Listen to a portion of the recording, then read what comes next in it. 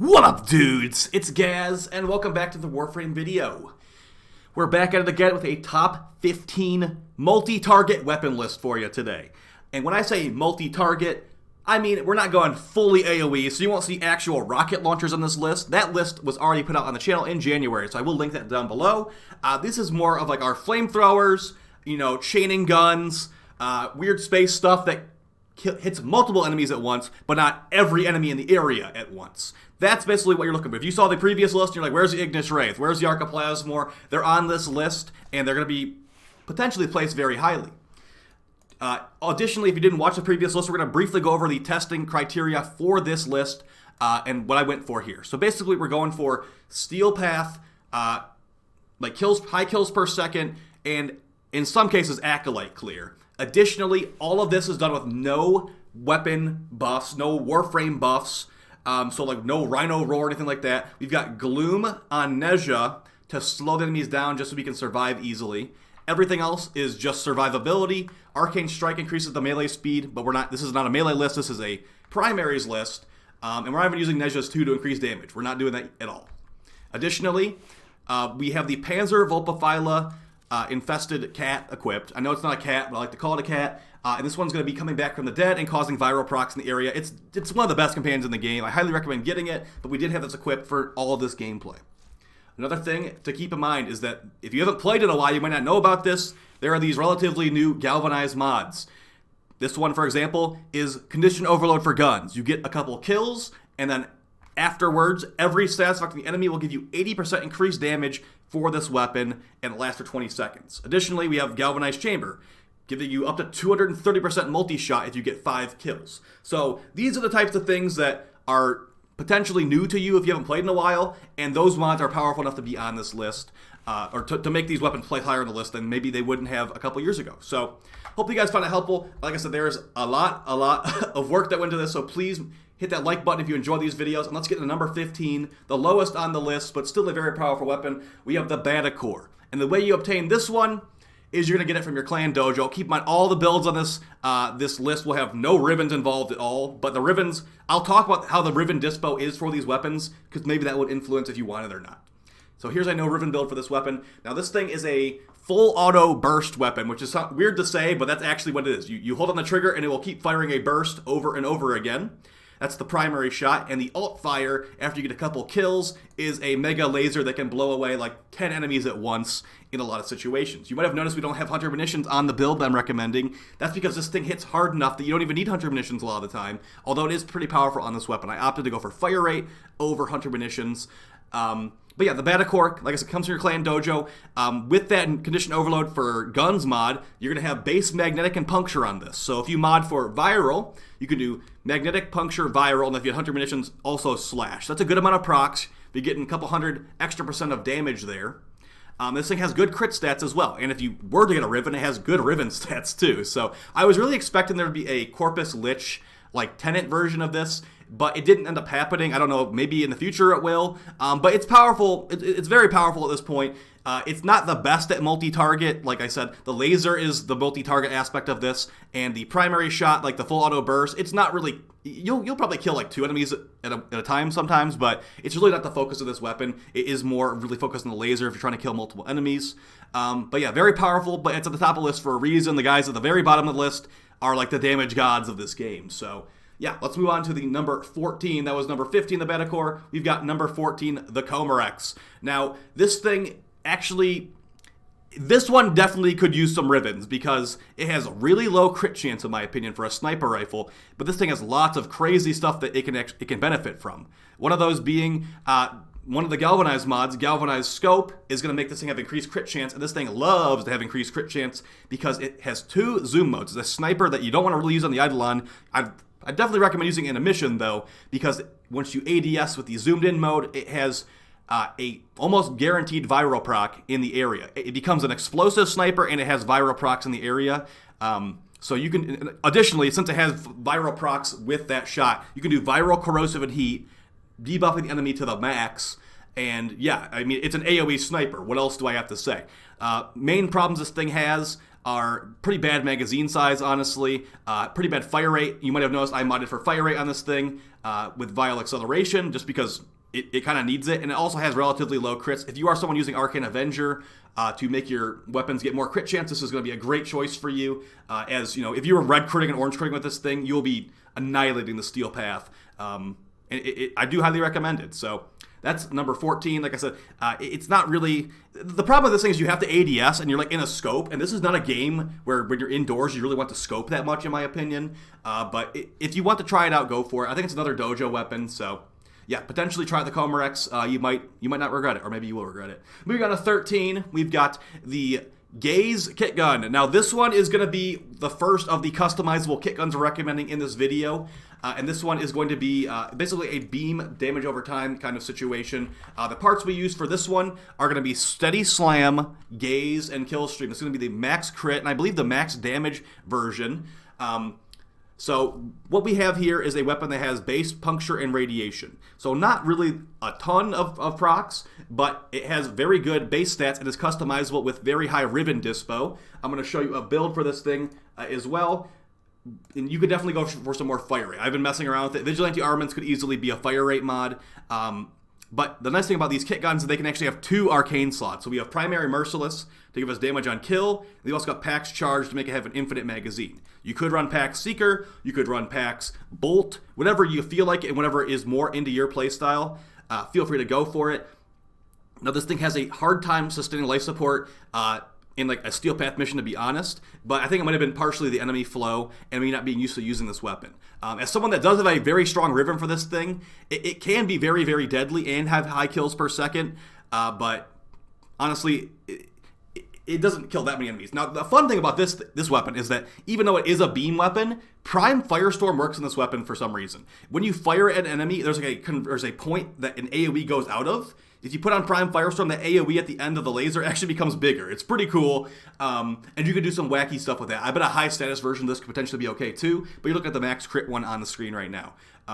Not phenomenal against Acolytes, that's for sure, but honestly, a lot of the builds in this video are viral Hunter Munitions builds, and Corrosive builds are always better against Acolytes, unless you just are overkilling them so much. So this thing originally was a little bit higher on the list, but I actually did knock it down a little bit just because I gave it another test, and I wasn't really digging it too much. So give it a shot if you want to. It is a kit gun, pretty easy to build if you have access to it. All right, moving on to number 12. So we're not even halfway done with the list yet. We're going to be going over the Catch Moon Primary. Now, this thing almost was like super good, but there's a problem with the Catch Moon Primary, and actually shotguns in general. And also the parts we used on this one are going to be the highest crit. We have Tremor, Catch Moon, and Splat. So very, very high crit.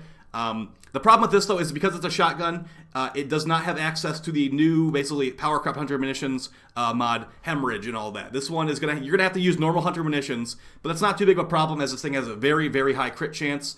I believe it's like 100% crit chance with our build. Let me just confirm that.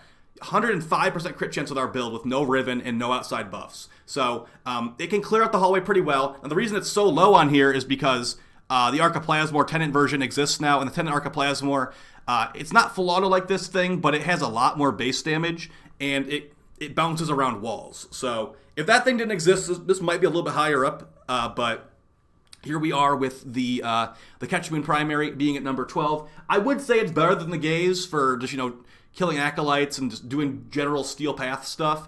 But, it's really going to be up to personal preference, guys. I'd say only the ones that really, really matter on this list are like the top 10, top 5. Everything down here is just pretty good. So moving on, just so we don't waste too much time on this, we're going to move on to number 11. And number 11 is the Quelor. This thing... Now, a lot of these AoE kind of cone blasting guns, like the Archiplasmor, the Catch Moon, and stuff like that, they don't have headshot multipliers on their big blast, singular blast kind of situation.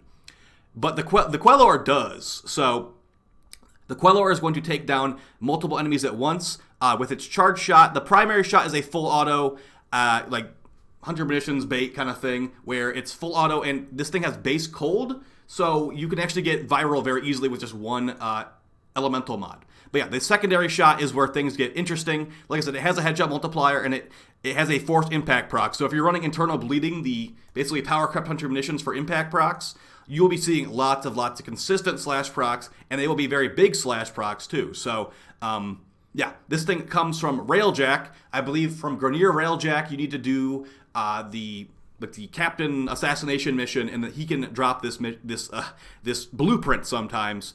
But yeah, it's a fun weapon. Like I said, it has really high Riven stats. So if you have a Riven for this, I actually have 2 Rivens for this weapon.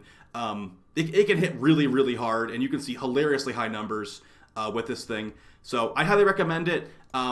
It can clear out hallways, and it technically has better skill than some of these weapons on the list, but it has some big fire rate issues, magazine issues sometimes, even though it has the biggest magazine in the game. The alt fire eats through 50 shots per, and also has pretty bad reload. So some really big downfalls, but overall a pretty fun weapon I would recommend to you. All right, breaking into the top 10, we've got number 10 as the Stulta. Now I'm going to go ahead and say that if we had a Tenant Stulta, this would be much, much higher on the list. The problem that the fact that Tenant Stulta doesn't exist hurts this thing is because this weapon has a mod space issue. The Stulta really needs fire rate. You'd like to run 100 munitions on it, but if you want to run Prime Firestorm, a Bane mod, and Vital Acceleration, you basically need to have a Riven with an elemental on it, because it is hard to fit everything on here when you need fire rate on weapons these days, and you want to run 100 munitions. So we opted for a corrosive build here. It's still one-shot Steel Path Grenier pretty easily. It will kill the Acolyte relatively easily as well, and I believe this one comes from the Jackal. I'm not sure on that one, but the Jackal, I believe, can drop the blueprint for it. If it's not the Jackal, it's like the Granum Void or something like that. But yeah, a very powerful weapon. If you have the Shock Blaster skin from the crossover event or whatever that was, it makes it even look cooler, where it's just like an energy blaster. This is a personal favorite of mine, and if you are someone that's like I like to play Wisp a lot, I like to use the Wisp speed mode, you can definitely take the fire rate mod off of here and put 100 munitions in there for a viral 100 munitions build. But yeah, if we get a Tenant Stulta, expect it to be one of my favorite weapons, because it needs a Tenant version really bad to fit the whole build on here. So if you have a Riven with Toxin, fire rate, crit damage, or something like that, it will be really, really fun, and you can have a deadly tool of destruction. So I'll be posting full build videos for all the weapons that we already have build videos on the channel down below, so keep an eye out for those. And move on to number 9, because, the Stulta is really good. Let's actually see how it does in this Acolyte first with this corrosive build, because like I said, we're trying to do viral 100 munitions build for most of these weapons, but like I said, this thing has a big, big mod space issue, so we ended up going with corrosive instead. Pretty good. I think that's going to be basically a 2-shot if we would have hit that first shot directly. And yeah, corrosive, much better than viral HM for those Acolytes. All right, moving on to number 9, we've got the Tenant Tetra. Now, this thing used to have no damage fall off, and people thought it was intended, but it wasn't intended according to DE. So now it has damage fall off, and basically everyone stopped using this thing. But I still think it's okay. I'm not going to go ahead and say that I'd recommend you farm for this. And the way you get this, it actually comes from the Corpus Liches. After you beat the Call the Tempestari quest. Tenant Liches, we're using I think a 56.4% Toxin one here. Like I said, I'm not super into this thing, so I'm probably not going to go for the full 60, but maybe if I'm bored someday. But yeah, this thing can get good results for AoE clearing the Steel Path. You're going to want to run Prime Fast Hands, though, because it's basically a Tonkor. It's like a Tonkor with a full auto rifles, duct tape to it. I'm hardly ever using the full auto version of the Tenant Tetra. I'm just basically using it as a Corpus Tonkor. So viewing it like that, like a breach grenade launcher, you just fire off a shot, it blows up enemies in the area. You just do that again and again and again. This thing eats it. Now, doing that, though, will eat your entire magazine worth of ammo. So I'd highly, highly, highly recommend running Vigilante Supplies maxed out and Primary Merciless if you want to spam this thing around the place. Because, Primary Merciless gives you more ammo. Vigilante Supplies is an ammo conversion, and it will help you just get your easy viral HM procs. Now, like I said, we have a Tenant version of this, so we only need to run one elemental mod on our build to get that viral, which is what we were looking for on the Stulta. So, easy 100 munitions procs, no need to mod for fire rate, and if you were to maybe go for a fully into the rifle aspect of this, you might want to mod for fire rate, but that's not what the meta of the game currently is. If we ever need full auto rifles for the meta someday, hey, maybe this would be a great weapon to use in between multi-target and in between, single target. So if you like it, you like it. I'm not a huge fan of it, but I can respect it has some potential power. So Tenant Tetra, number 9 on the list. Let's move on to number 8. And number 8 is going to be the Vermisplicer primary kit gun. Now, if you are a long-term watcher of the channel, you already know how much I love this thing. It's pretty much the tentacle gun. This thing put the Amprex in the dirt for me as someone that has a expensive, very strong Amprex Riven. I don't even really use the Amprex anymore because of the Vermisplicer being so powerful. And the fun thing about the Vermisplicer too is it's so versatile. Like, we are currently showing you the max crit version. I will link the red crit overload video in the description down below. But yeah, you can go hybrid with this thing. You go max status. It's going to be shading between enemies, and the parts we use for this one are going to be Vermisplicer, Palmaris, and Splat. Palmaris is the grip from Deimos, the infested open world, and basically what you have here is a weapon with base toxin damage and pretty good base stats, where it's going to you can make it like guaranteed crit with some crit mods. It has high Riven stats. It chains between enemies. And the Hunter Munitions viability on this thing is like one of the best in the game. It's also very fun just to see the tentacles killing all the enemies. Now, they sometimes have a mind of their own. I'm not going to say this weapon is without its faults, but now that we have range mods available in the Exilus slot, if you don't want to run Vigilante Supplies or whatever in there, you can just have even more range and hit enemies from across the room with a red crit tentacle gun if you have a Riven for it. Now, we don't have a Riven for it in this footage, but as you can see, it's still clearing out the steel path very nicely. And it is one of my favorites for a reason. It's very, very powerful. And if you want to get this, like I said, you can just build it as a kit gun with the parts I recommended. And the flexibility is actually pretty high. I have 3 of these things in the primary slot, and I think 3 or 4 in the secondary slot for the secondary version. But yeah, very powerful weapon. Give it a shot for sure. This is the first one I'd say I'm just like, yeah, you should have this in your inventory. Some of the other ones above, I'd say, nah, not really. Even the Tenant Tetra, which is just before this, it's not really something you need to have. This is where we're like, yeah, you need to have this. So, all right, moving on to the next one, we got number 7. Now, number 7 is something that you probably already know what it is. It is the Ignis Wraith. This is a high crit flamethrower with base heat. Obviously, it's a flamethrower. So what we're going to want to do here is we want to get our heat higher than our viral if we do a viral heat build. Now, you could put Hunter Munitions on here too, but I actually opted to go for fire rate because beam weapons do like fire rate a good amount. So the Ignis Wraith is a notorious weapon. It came from a very boring event, which was basically Endurance Defection, which doesn't sound very fun, does it?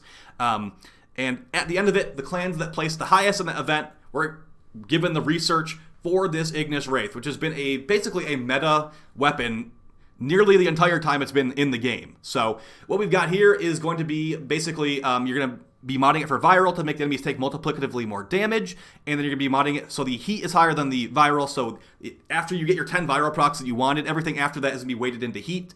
So, because like, think about it, we only need 10 viral procs. Everything after that can just be a heat proc, stacking up by damage over time, higher and higher and higher. So, another thing about this is, like I said with the Gaze kit gun earlier, how Prime Firestorm for some reason works on the beam weapon. That's the same situation here. If you're fighting really low level enemies with the Ignis Wraith, you can put on Prime Firestorm and cover more area with the Flamethrower Cone.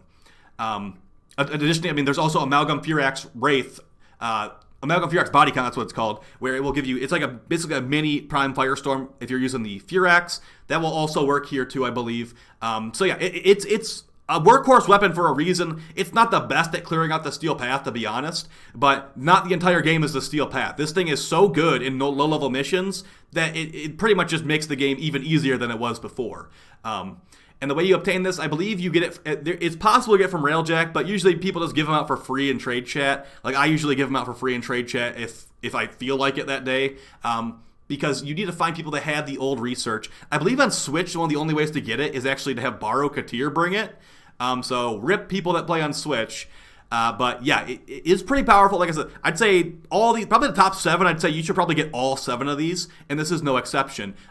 Get it for free from someone in trade chat, people on Switch, wait for Baro to bring it. Yeah, and just burn the enemies to death. Not the best against the Acolyte, but the fact it's so useful in lower level activities pushes it up this list very high. And I'm sure some of you might think, why is it number 7? I feel like this should be higher. It's going to be personal preference, of course, but it's mostly due to the scaling and the fact that the top 3 are just some of like the most ridiculous meta weapons ever. All right, moving on to number 6. This is one of my personal favorites. I think it's a lot of people's. It's like a fan favorite weapon. It's actually very new. It's going to be the Nataruk. I actually call it the Dread Prime, but it's pretty much like a railgun bow. You charge it up. If you get the charge released at the proper moment, it makes the bow pretty much like an arcoplasmor shot, blasting through all the enemies that you see. I don't think it has a base headshot multiplier, but we're going to actually be cheesing that by using primary deadhead, which will give you a headshot multiplier on that super shot. So you can go corrosive, you can go viral. We went corrosive in this video footage here. But yeah, this comes from beating the new war, and it is probably the best free-to-play weapon. Maybe the Broken War could compete with it, but yeah, this thing is a monster. Very good for AoE clear, very good for acolyte killing. It just does it all, and it has nice sound effects. It has really, really low Riven stats, yet the Rivens are very expensive. And I would say, as someone that is pretty well versed in Rivens, if you want a keepable Riven for this weapon, you're going to want to really look at your build and say, what can I replace on here? For me, it was replacing Infected Clip with a Riven mod that had Toxin on it, but better plus stats. So instead of me running Infected Clip, I have a Toxin mod that also has crit stats on it. It's got Toxin damage, critical chance, critical damage, making my Nataruk like red crit sometimes, and I still get to keep my normal build with the Toxin on there. So that's what you want to look for. Make sure it's worth the mod slot, because a lot of the mods I've been seeing for the Nataruk that are linked in trade chat are basically not even slottable compared to like the normal mods in this game, because it has such low Riven distribution, or whatever it was called, disposition. So yeah, and as far as recommending this one to you, like I said, you get it after beating the new war. You don't have a choice if you're getting this one or not if you beat the new war. So really, really good. Highly recommend it. I think they actually bug fixed it working with Mag Bubble recently, so it does work on the Mag Bubble now. So really, really cool stuff. And yeah, it will be very good until it gets nerfed potentially someday. All right, moving on to the top 5.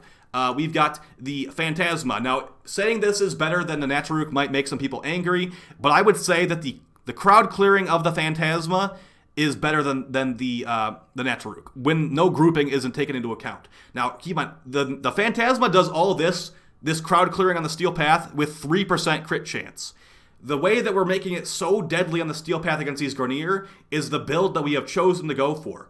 We are pretty much making it where heat and corrosive are the only elements on here, but the heat element is so much higher than the corrosive that, like I said earlier, that we only wanted 10 viral procs. For this, we only want 10 corrosive procs. Everything else after that should be heat.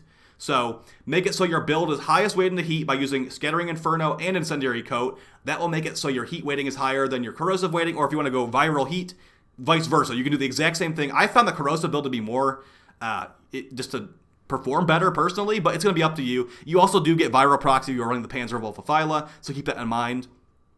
But yeah, this thing is a beam shotgun. As you notice in this build, we are running all 3 of the new galvanized mods. That's how you know the build is going to be pretty powerful. We have increased beam range with galvanized acceleration. We got increased multi-shot, and this thing actually will probably get a prime version this year, potentially coming out with Revenant Prime, which would be a deadly, deadly weapon. If this thing got any semblance of crit chance, expected to be a monstrous AoE or multi-target weapon that it's already like well respected for a reason. It would just be even more deadly. Even giving this thing 10% crit chance would be over tripling its crit chance and making it just a monstrous weapon. Especially if you're using like Arcane Avenger, that would be 50% crit chance. Yeah, this thing also has a secondary fire where it fires off an explosive shot. I've found very, very limited like positive results with that. So I'd say stick to the primary laser beam and just go ham. I believe this one comes from the market, the Phantasma. If it doesn't, it comes from the Clan Dojo. But I'm fairly certain it does come from the market. And I think it takes some Cetus Wisps to build and stuff like that. But yeah, really, really highly recommend it. And you should definitely have this in inventory. Now, it's terrible against Acolytes, but that's why I'd say you probably should bring like a Stropha or a Firax Wraith or something like that to deal with the Acolyte with a high damage corrosive build, because this is potentially one of the worst weapons in the game for killing an Acolyte due to having no crit and relying heavily on stacked up heat procs. Because the way these Acolytes work, they can only have 4 damage over time procs of a single type on them. As you can see, like the shield goes away pretty quickly, but then once you get past the shield, he's not going to die anytime soon. Just use melee, honestly. All right. Moving past that to the number 4 on the list, this is one that might be controversial to some people, but it's not controversial to me. This has always been a powerful weapon. It's the Trumna. Honestly, the Steel Path Acolyte Destroyer. Even with no Riven and no buffing, it was a extremely simple one blast kill on that Acolyte on the Steel Path. Now keep in mind, the more allies you have on your team, the more that the Acolytes get their health multiplied. So for solo, you will easily one-shot the Acolyte. For like a 4-player squad, you will not as easily one-shot the Acolyte with the Trumna. The way you get this thing is you actually get it from Deimos Open World, the Father NPC in the Necroless City. Get it from him. Now, this thing has some problems. I'm not going to deny that, where it has a horrible, horrible reload speed. I think it's like 4.5 seconds or 5 seconds at base. It's got bad recoil. It's got not the best, impact, puncture, slash potential. But what it does have is it has a massive magazine, like multiple 100 bullets. It's got built-in heat, so you can get viral heat with limited amounts of mods. It's got high crit chance. It's got an alt fire that after you get 5 kills to charge it up, releases a multi-million damage, exploding firebomb on the enemies that just bounces around and it wreaks havoc. It's so powerful. It's so hilarious. And if you are someone that uses Warframe buffs and all that for the Trumna, you get Wisp Fire Rate in there, you get Rhino Roar, you get whatever. You're going to be just destroying, completely annihilating. And yeah, the crowd clear, not the best, but when you do have the bomb charged up, it's hilarious. And I'm not going to make a full video on this, but if you have Zephyr Prime or Zephyr Normal, try using the alt fire on tornadoes, and you can thank me later. Let's keep on the DL though, not get it nerfed, okay, guys? We don't need to see whole videos on that coming out on the channel. All right, now moving on to the top 3. If you are still here, thank you so much for sticking with me this whole time. I really appreciate that. Number 3, one of the best weapons in the game for multi-target, but not fully AoE. You have the Arca Plasma, the Tenant Arca Plasma, and we are rocking a 60% Toxin version. I was trying out a magnetic one for a while, but I just couldn't make the build work, so we've gone with Toxin in the end.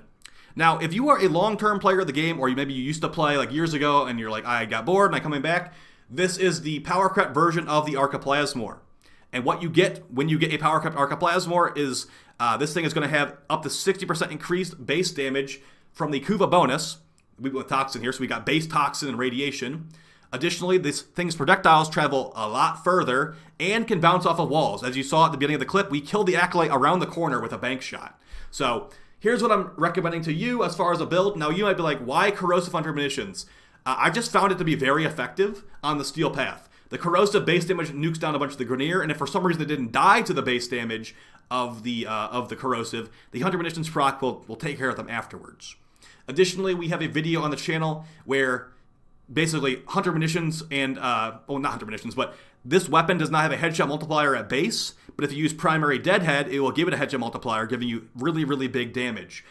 So yeah, really, really powerful weapon. Has a couple problems, bad reload speed, pretty slow fire rate, things like that. Not exactly like an AoE weapon like Zars and Brahmas and stuff like that, but as far as Kuva weapons, this is probably one of the best Kuva weapons, or Tenant weapons that are not AoE in the entire game. So yeah, highly recommend it. Definitely have it in your inventory if you like shotguns or just like fun space weapons that can shoot around walls and blow up 20 enemies at once. Really, really fun. And if you want to try their element out, be my guest, but the Toxin one's working really good. All right, now we're moving on to the 2 best multi-target weapons in the game. Now, guys, I had these 2, I had the placements of these 2 switched around before, and we've actually ended up switching them back around, with number 2 and number 1 being, but they're interchangeable, honestly. These weapons have ridiculous single-target DPS, ridiculous multi-target clear, just really, really good, and it's all going to really crutch on the fact that we got that galvanized Condition Overload mod. Where it could be Condition Overload for guns, well, the Cedo being at number 2 should not surprise you, as this is one of the strongest weapons in the game. It's a shotgun that actually has built-in Condition Overload. So when we put the new Galvanized Aptitude mod on here, giving us another Condition Overload, it ends up being like triple Condition Overload for this gun. And not to mention that this thing has 2 firing modes. The Alt Fire has, okay, let me try to remember all the stats that it does. Blast damage, slash damage, puncture, impact, heat, cold, electric, toxin, and then also whatever you mod for. So it's really, really ridiculous. With this build, we have corrosive and heat. And then that's all that is Condition Overload procs. You can stack on the primary shot, which is a high crit, puncture focused, damage situation that can just wreak havoc and deal it could deal with level 10,000 enemies on the steel path, honestly. Like, probably with no Riven. I haven't tried it with no Riven, but I would not be surprised in the slightest. Also, that alt fire I was telling you about that procs them up, at normal levels, the alt fire of the Cedo just is an AoE monster. It changes between enemies. You can kill level 185 heavy gunners in the Simulacrum with the alt fire, which has like 5% crit chance. It is a monster of a weapon, and you need it. It's not even a recommendation. You need this thing, unless you maybe have the number 1 weapon, which I don't know if you need both of them, but yeah, the way you get this is you get it from the Deimos open world. I think it requires like rank 4 or 5 in their syndicate, but it's also tradable between players as well, so you could technically buy this from somebody. I think the sets are pretty cheap, like 20 plat, so highly, highly, highly recommend it. You must get this weapon, and yeah, it also is very good with viral. Like, this is just one build. The flexibility of this weapon, the Cedo, it's disgusting, actually. You could do a viral build, you can do a corrosive build, you can do a magnetic build, gas build, anything. Fire build, full, like, everything works on this weapon. Even a blast build is killing level 185s in the Simulacrum when I didn't realize it wasn't a viral build. So, yeah, check it out. And then number 1, like I said, these two were switched. They were interchangeable. They're both the best weapons of the game, honestly. But we're going to go with the Boo Boo Nico at number 1. And it's actually called the Babanico, but this thing, oh man. Like, where do you even begin? It's got some of the best base stats possible. It's got an alt fire that's AoE with built-in viral, high status chance, high crit damage if you were running Arcane Avenger to cheese at the crit for some reason. It's got a primary shot with high slash weighting and built-in toxin with very, very high crit. And it just, the list goes on. This is one of the only weapons in the game that can get viral, corrosive, and cold. It just annihilates. This is no Riven, just blowing away enemies with the non-DPS method. We're using the alt fire shot, which is meant for status proccing. It's just killing Steel Path Grenadier like they're nothing. The Acolyte appears, and this is with no Riven, just lazily firing, no outside buffs, just very casual like melt of that Acolyte, and it gets even better the higher the level they are, because you can actually put more procs in them and all that stuff. So now, you could say this is number 2, but I think that the fact that the AoE aspect of it is so strong, even without like outside buffing, that I had to put it up here. This build on the screen right now is a viral corrosive heat setup. You'll see viral corrosive heat on the alt fire explosion, but the primary shot will only have corrosive and heat. We've got prime charge shell to make the corrosive higher weighted. It's not too big of a deal. You could definitely make the heat higher weighted if you wanted to. But yeah, extremely powerful weapon. If you are like running like a fire rate buff or something like that, this thing, oh, I forgot, this thing has infinite ammo too. It technically has no reload. Just wait for the reload battery thing to start going. And yeah, it is a monster of the game. It is great for level 10,000s. It's great for inventory, and you need this. It comes from the Clan Dojo, like I said, and you need this weapon very, very badly right now. You actually needed it yesterday, and you didn't get it yet, so go get it right now. Alright guys, that is it for the video. Let's get a couple of these honorable mentions out of the way. Weapons that didn't make the list just because it's a top 15 list already. I mean, how much more do you want me to jam on here? Let's just go over a couple of those. We got the Astilla Prime, very powerful. It recently was bug fixed to actually work with Galvanized Aptitude when it didn't before. But still, it doesn't feel that great without the Riven, in my opinion, or any outside buffs. Bad reload speed and all that, but still pretty powerful. The Zouge Prime, if that embed delay wasn't a thing, I'd probably put it on here, but Zouge Prime, not a big fan of that one personally, but I know a lot of people do like that, and it has pretty high stat Rivens as well. The Emprex is not on here just because, honestly, the Vermisplicer just power crept a bunch, to be honest, so that's the problem with that. The Emprex could definitely use a tenant version in the future. Other weapons like the Stolta, Stolta was actually on here, but the Fulman was not on here. I like the Fulman, just the fact that it has a 60-round magazine kind of hurt it a little bit in my opinion, but you definitely could have made a case for maybe for Fulman being number 15 instead of the Batacore. If there's any weapon that you think I missed on here, guys, that should be on here, let me know, but keep in mind that if you didn't watch the top 10 AoE list, there might be some on there that you didn't notice here. And the top 10 single target list will be coming in the future. Let me know if you like this video. Maybe I'll make a secondaries one. There's not as many good secondary weapons, unfortunately, but yeah. That was 35 minutes of me rambling about weapons. So I will see you in the next video. I appreciate all the support, guys. If you made it all to the end of the video, I really, really appreciate you. I'll see you guys next time. Peace.